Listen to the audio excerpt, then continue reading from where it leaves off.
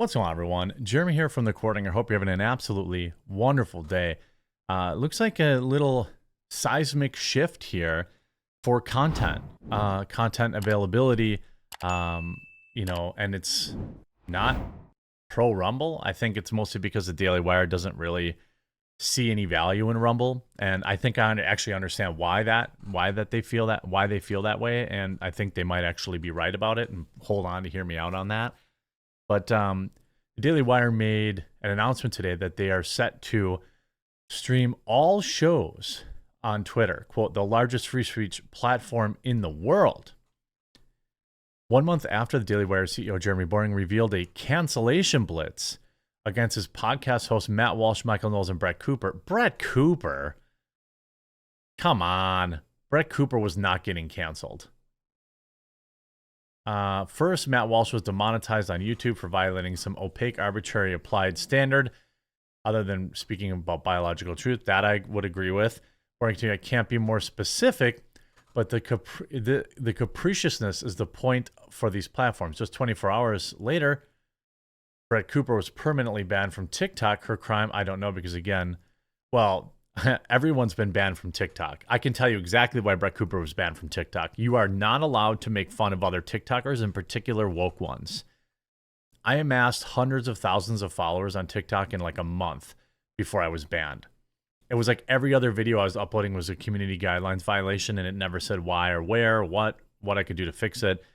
The TikTok is not anti-Daily Wire. They're anti-disproving the narrative, especially at expense of their other woke creators. You can certainly make the content you want, talk about the things you want, but if you talk about woke people on Twitter and like specifically target them, show their video, then make fun of them, or show their video and refute their points, you're going to get hate speech community guideline strikes.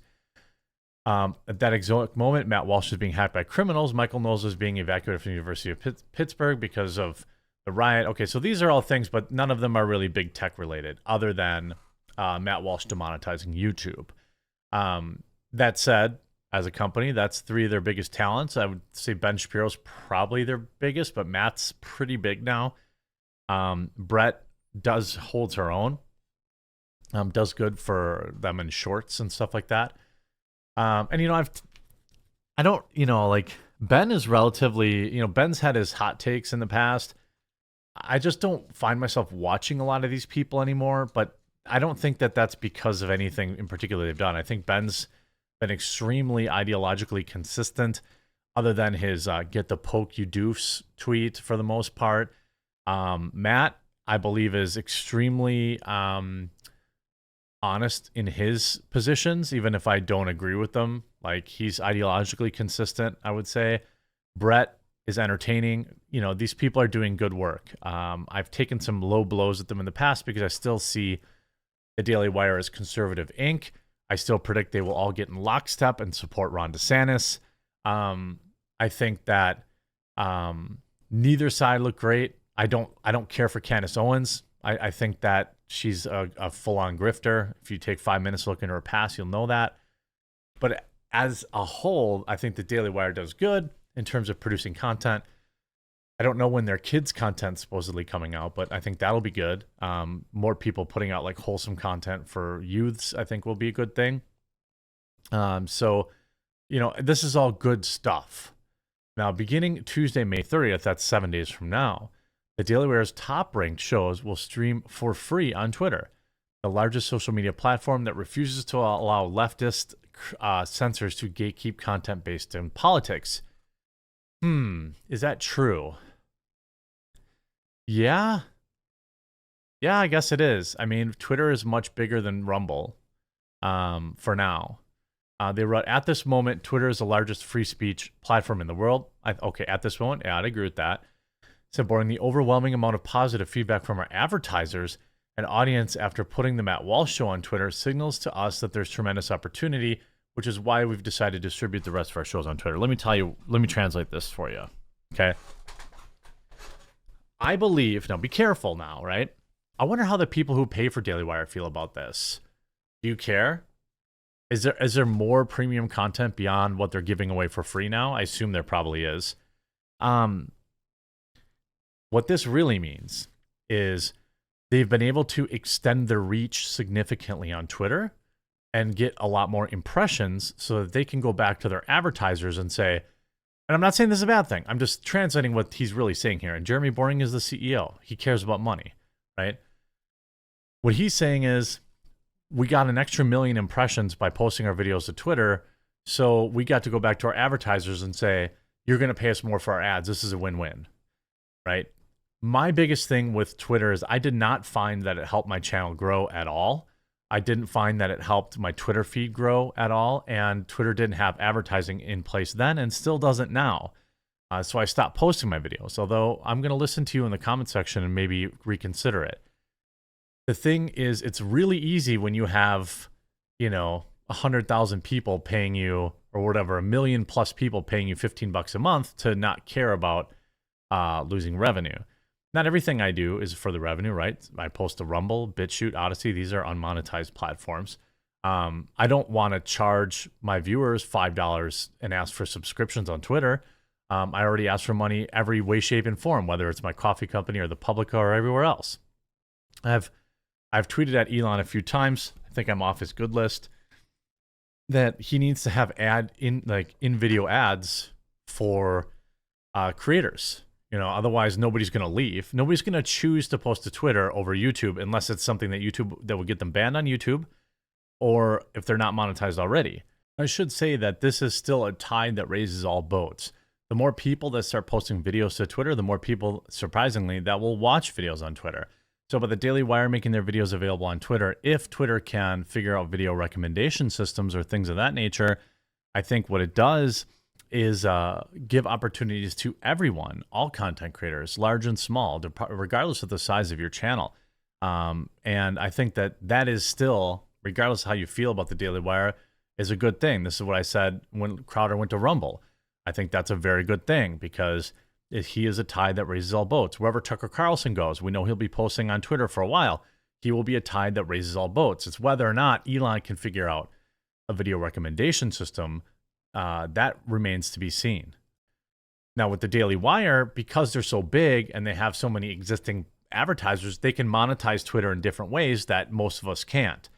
Now I could go to say like Raid Shadow Legends or Sheath and all these people down the line, and this is the model that I'm considering, and saying, okay, well, if I'm getting an extra 50,000, 100,000 views a day on Twitter, I can go back to them and say, pay me more monies, which I think is probably what the Daily Wire did. The reason they don't care about Rumble is because their fans are already on Rumble. This is why Rumble isn't paying out for conservative or even centrist middle-of-the-road content creators. Rumble has no reason to pay me money. I'm already on Rumble, and I already tell people to watch videos there if they want. And I already don't care that I'm making no money on Rumble. Okay. The fact is, people on Rumble will see my ads. They'll buy my coffee. They'll buy my, so they support in other ways. When you talk about Twitter versus Rumble, Twitter, your content can still reach people in the middle or on the left. Rumble is still, and this isn't their choice, it's just the way it starts out. Why do you think they're spending money on Kai Cenat and iShowSpeed, two people that have no business on that platform, as if you look at the existing content? The existing content, I don't mean that they don't deserve to be there. I'm saying it's mostly political on Rumble. But that's not what Rumble wants. That's why they're spending their money on young influencers who make non-political content. They already will get people like me. They will already get people like, Styx Hexenhammer or Tim Cast. We're already going to post there because a lot of us will end up forced there at some point. You see, Boring revealed in April that tech giants YouTube, Facebook, TikTok had targeted Daily Wire hosts. Again, Matt Walsh, I would agree with. Brett Cooper, probably just her time was up. I'd be willing to bet she had many community guideline strikes on TikTok before that, but whatever. I'm never going to interrupt a good grift. Their channel was under attack.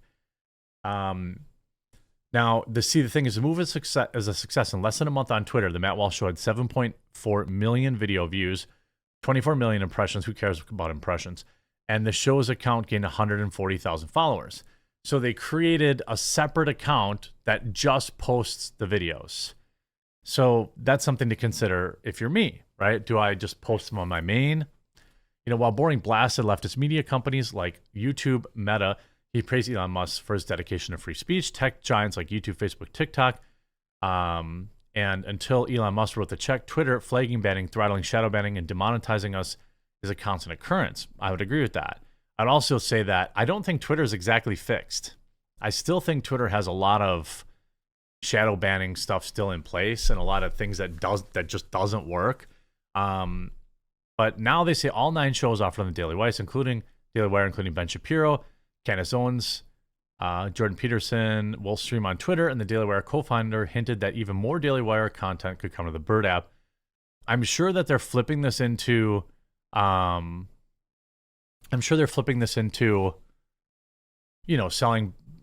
raising their prices for advertising, which is that's a smart thing to do. You see a lot of the comments for everyone questioning why pay.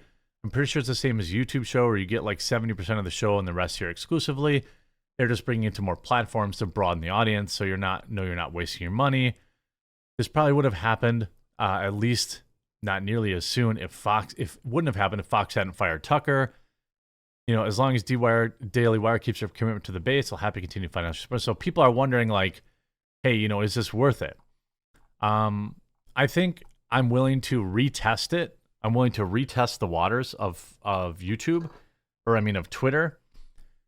For me, it's do I put all 5 shows together, all 5 episodes together? Do I upload them as independent? What kind of, grace period? Because these people all have like a daily show or a weekly show.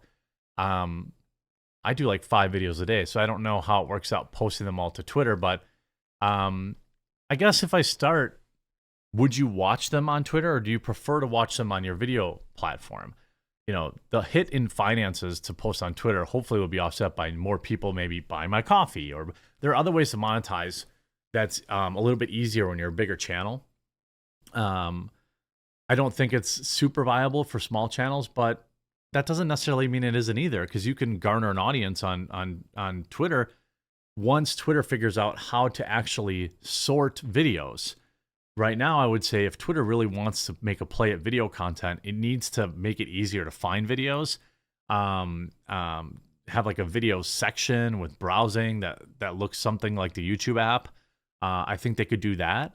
And then they really need to figure out monetization. But I think video is far more profitable for Twitter to monetize than any like interstitial ads or display ads and things like that they've done in the past. So I suppose if Daily Wire is going to try it out, I'll try it out too. And then maybe I'll ask for Raid Shadow Legends to give me some more monies, or maybe people will buy more coffee, brandcoffee.com, promo code The Quartering, and save. Hope you enjoyed this video.